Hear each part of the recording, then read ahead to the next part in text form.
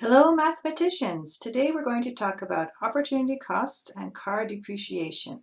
What are they and what do they have to do with each other?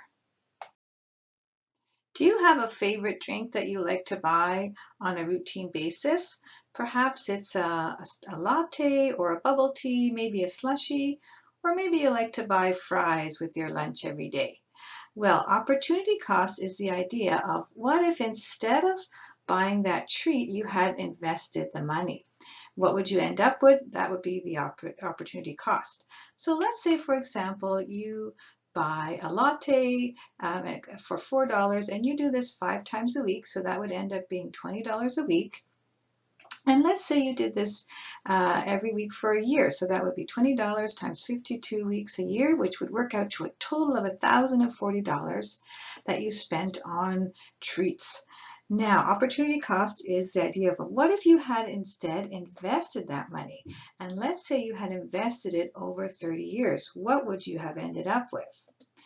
Well, to answer that question, we're going to use the TVM solver, which is available on Texas Instrument TI-84 calculators, but you can also find apps on the web that'll solve this type of problem, as well as free apps that you can download on your phone, and I showed how to do that in a previous video.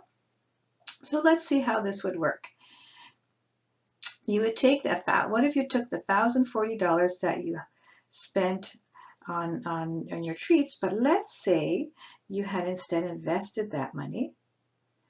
So using the TVM solver, anytime you have money out of your pocket, so if you're depositing the money to make an investment, that is considered negative. They use a cash flow model where anytime money comes out of your pocket, it's negative, and when money comes into your pocket, it's positive.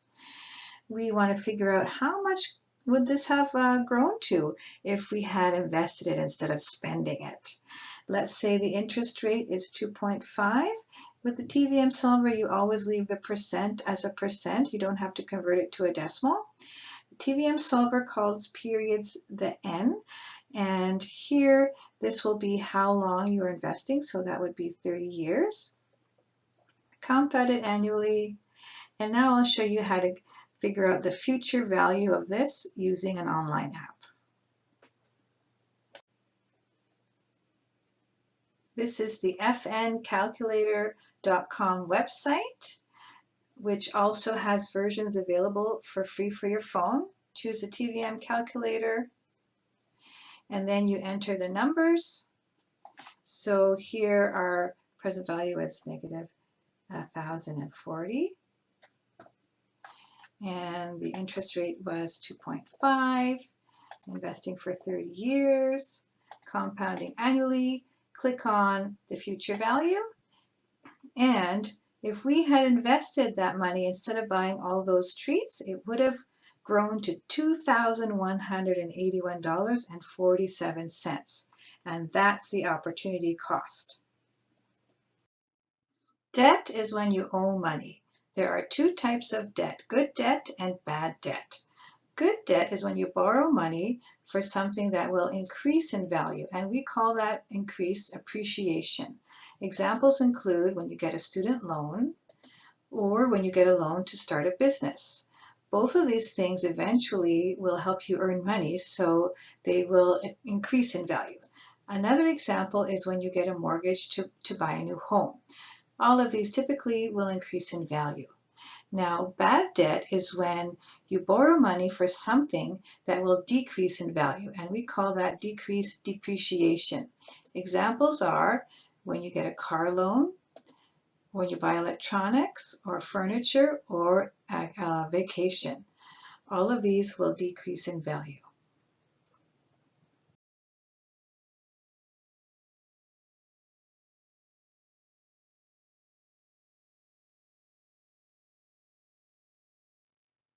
Suppose you bought a BMW. It's a 2019 BMW for $41,900. Now, did you know that the moment you buy a car and drive off the lot, it's already decreasing in value, that car. And after 1 year, the value will be $30,700. So this brings in the idea of depreciation rate. Depreciation rate, there's different ways to show the calculation. But what it works out to is the car has decreased in value by 27% since you bought it. Now, after 5 years, the value will have decreased down to about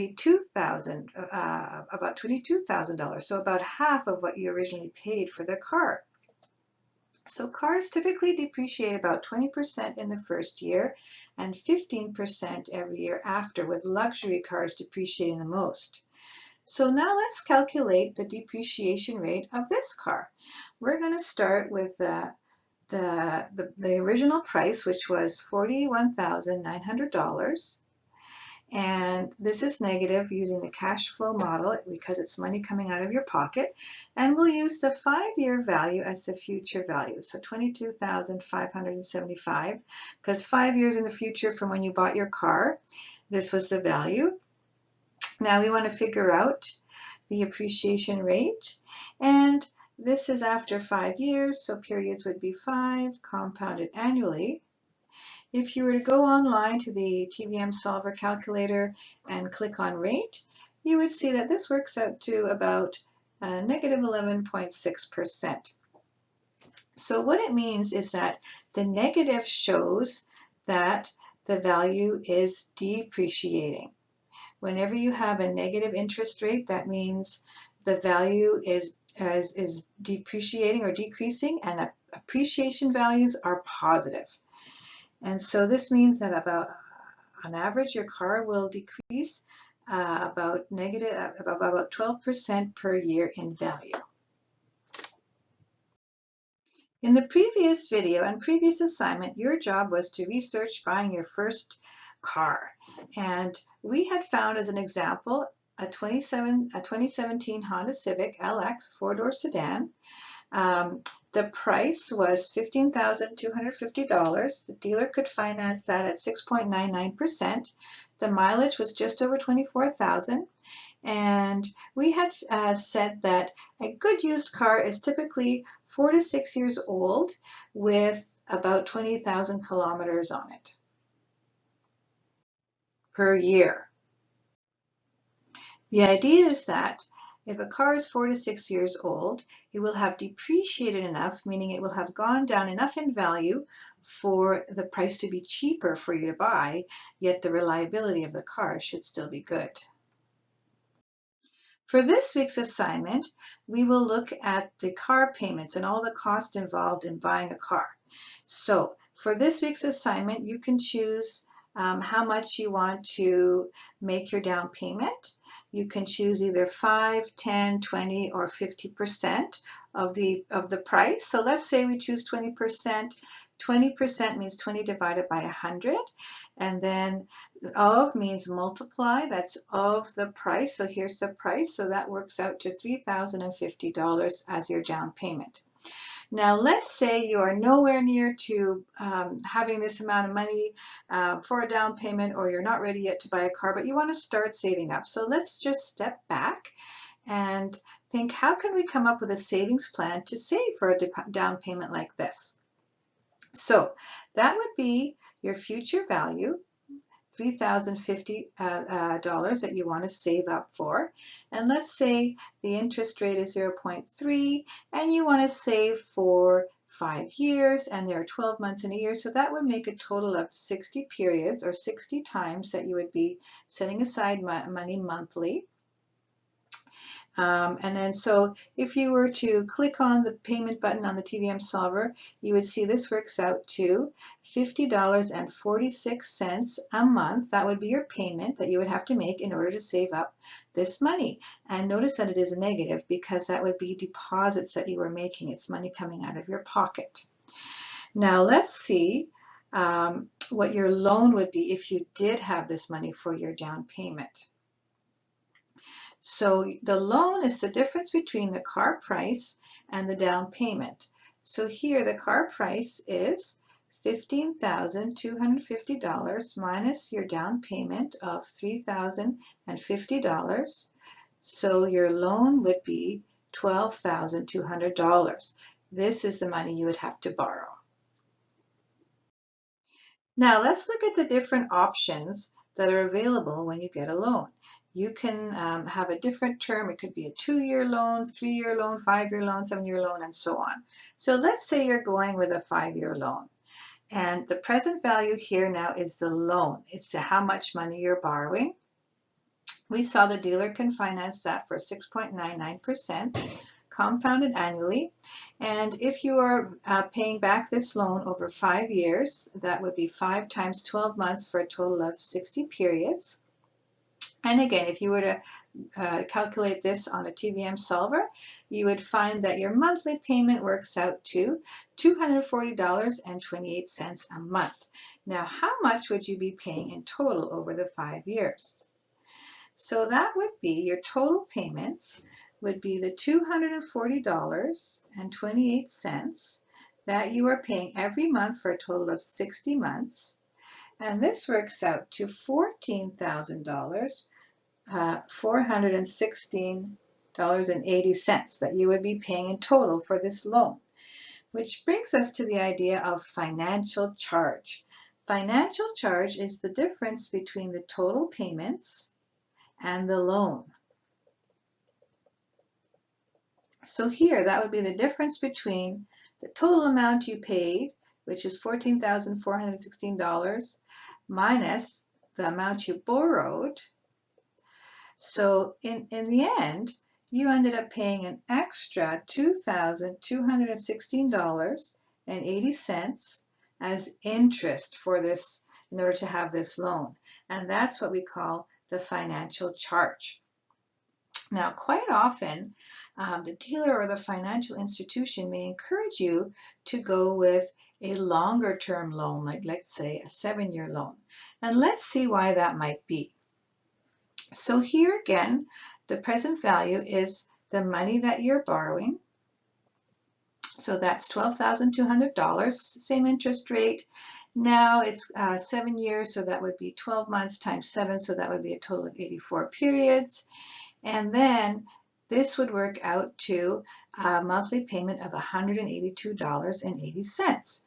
So which option do you think is better for you? Well, it might look like the 7-year loan is better because you're only paying back $182 monthly, which is less than the 5-year version. However, let's look at the total payments. The total payments would be $182.80 that you are paying every month for 84 months, and this works out to $15,355.20. So your financial charge is the difference between your total payments, which was over $15,000, and your loan. So this works out to $3,155.20. So actually, you're better off going for a 5-year loan because you'll end up paying less money. The interest is much higher if you go for a longer loan. So that's why quite often the dealer might encourage you to go for the longer loan because they'll end up making more money from you. So whenever possible, always choose the shortest possible loan that you can afford. It'll end up saving you more money. In the previous video, we also talked about budgeting. Your transportation budget should be about 10% of your gross income. So let's look at all these payments you would be making per month when you buy a car. The car payment, if you go for the 5-year loan, would be $240 a month, but there's also insurance, which is typically $150 to $200 a month, let's say $175, and then there's gas, which could be $100 to $200, let's say $100, and then for maintenance and repairs, you should budget at least $50 a month. So if you add all of these costs up, it works out to $565 a month that you would be paying for your car.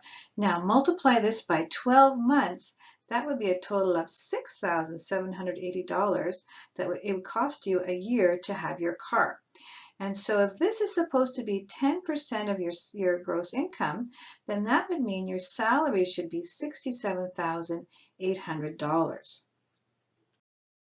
In the previous video, we also looked at typical salaries for first-time buyers, and we got the statistics from Statistics Canada. So over here, we see the typical salaries or the average income of first-time buyers of up to age 24. So if you plan to buy your car by the age of 24, this is the average salary here. The average salary is here. Or if you want to wait a little longer and buy your first car between ages of 25 and 34, these are the average and medium incomes here. So have a look. Would you be able to afford that car? Now let's estimate your car's depreciation rate. And to do that, we're going to use the VMR website, which has data about retail prices of used cars.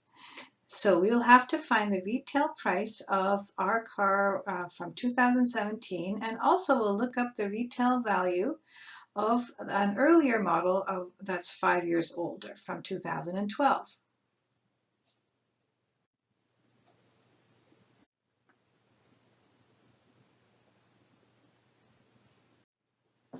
Now we're going to estimate your car's depreciation rate. And to do that, we are going to go to the VMR website, which has the retail prices or retail values of used cars. We'll look up the retail value of a 2017 model like ours, and also an older model, one that's 5 years older, from 2012. This is the VMRcanada.com website. In the States, it's called VMRINTL for international.com. Just click on the Go button, and then you select the car. We're looking at a Honda.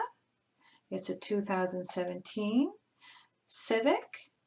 And then we are looking at a 4-door sedan with manual transmission. Leave the kilometers as is, then click on Calculate Final Value, and you'll see this model has a retail value of $16,150. Remember that number? Now we're going to go back and look up how much a 2012 model is worth. So clicking on 2012, it's a Civic, 4-door sedan, manual transmission. Keep the kilometers as is. Calculate final value, and an older model from 2012 would have a retail value of $9,350. Remember that number too. The 2017 model had a retail value of $16,150. We'll use that as our present value, and we'll set it as negative because it's like money coming out of our pocket. Now for the future value, we'll use the value of the older car. So that was $9,350. We want to figure out the depreciation rate. Since this depreciation happened over 5 years, so the periods would be 5, and we can change that to annual, which would be the same thing actually as leaving it as 60 months, but we'll set it to 5 annual, compounded annually. And then if you were to click on the rate button on the TVM solver, you would see that the depreciation rate works out to about negative 10.4%. So the car is decreasing in value about 10% per year. So now let's figure out how much your car will depreciate in 5 years if we were to buy this car. So now the present value is the price. The price is $15,250. We want to figure out the future value. What will it be worth in 5 years? And we just figured out from the previous slide that the interest rate is negative 10.4. And again, it's over 5 years. Annually, compounded annually. So if you were to click on future value, you would see that rounded off, it turns out that the car will be worth $8,807. So 5 years after you bought your car for around $15,000, it is worth just under $9,000. And that's assuming you kept the car for 5 years. Lost depreciation. This is now the difference between the price and the depreciated value. So the price is $15,250 minus the depreciated value of the car, which was $8,800. And this gives us what we call lost depreciation. So that works out to $6,443. This is the value that's lost on your car due to depreciation, and we call it lost depreciation. Now we're going to talk about opportunity cost of the car. In this sense, what if we had gone with a cheaper car, one that would have saved us $100 per month on our monthly payments, and instead you could have invested that money? How much would that have ended up being over 5 years? So if we would have been able to save $100 a month by buying a cheaper car, then that money you could have invested, so that would be your payment, and it's negative because it's coming out of your pocket. We want to figure out the future value. Let's say the annual interest rate is 0.3. For 5 years, you're going to invest this compounded annually. If you click on the future value button, you would see that you could have saved an extra $6,044 if you had gone with a cheaper car, and that's the opportunity cost.